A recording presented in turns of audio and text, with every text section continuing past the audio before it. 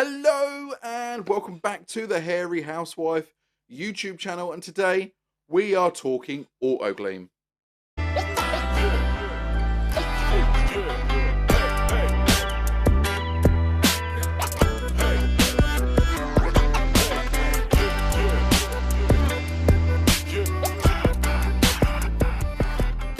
So hello and welcome back to the Hairy Housewife YouTube channel, and that is right, today we are talking AutoGlym. Now again, this is another video for the podcast that I'm involved in called The Big Review. If you haven't heard it, check it out. I'll pop links in the description below.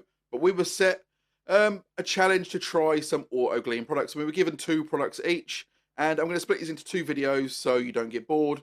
And if you are trying to look for this product yourself as a review online, you can find these individually. So this is number 1 of 2. Now, I'm going to be talking about the AutoGlym shampoo body conditioner. I paid £6.49 from Halfords. So you could also class this as a cheapie challenge because it is 500ml and you use about 20ml to a 20 litre bucket. So you're going to get around about 25 washes. But is it any good? We're going to find out. So let's crack on. Let's jump straight into it. No messing around. Let's find out how good this product really is. So as you can see, I have my 2 Maguire's buckets ready and filled up to go with warm water. Now as you can see, I am struggling with the cellophane bit around the lid here. So I'm going to go away, try and get it off, and I'm going to come back. Now I've got it off. So it says 2 caps full, but they give you a squirty top as well. So I guess you can measure it out if you've got like a little measuring jug. Now I'd already put 2 capfuls in off camera because I turned the camera off and I didn't realise. So I'm going to put 2 more capfuls in now. So that is 3. That is 4. So that is 20ml into around about 15 to 20 litres of water. I haven't filled the bucket all the way up because I'm now going to fill it up with colder water to make it foam up a little bit more. So they call this a low foaming shampoo. I'm not sure why they call it low foaming because it is foaming up quite nicely in the bucket. Maybe they're compensating for something a little bit further down the line. We'll find out. Now, I've had a few messages of people asking, where's my pressure washer? Because I posted up a little snippet video the other day. And like, where's your pressure washer? Why are you using an old one? Why are you using the big Lance? Pressure washer's fine. Just couldn't bother to get it out of the cupboard. I'm using my old second-hand one I bought to do the patio with. One reason, because this is an older vehicle and the paint on it is not great, so I didn't want to be going in at a higher pressure. This machine is old, it's low pressure, it isn't great, and I'm using a white 40-degree nozzle just so I'm not putting too much pressure onto the paintwork. So now let's jump on, let's see how this shampoo goes on to the vehicle. So as you can see, it looks like it's going on nice and foamy. However, what you can't see in the footage is it feels really, really grabby.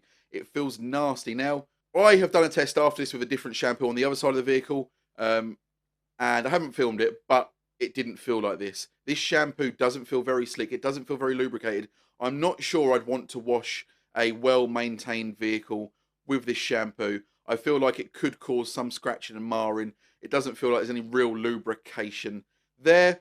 Now, I'm not going to wash the rest of the vehicle. Like I said, I went on and used different shampoo on the other side of the vehicle. So I've just done one side just to show you how well this shampoo works. Now, they say this shampoo is streak-free and leaves a protective film afterwards. So basically, it leaves like a hydrophobic film. Now, this vehicle is unprotected. There's no wax or sealant. So we're going to see how good the protective layer it leaves really, really is. So now I've finished rinsing the vehicle off. We're going to jump on and we're going to find out how hydrophobic this has made the vehicle. So I'm doing it on the front wing here. There is some sort of sheeting.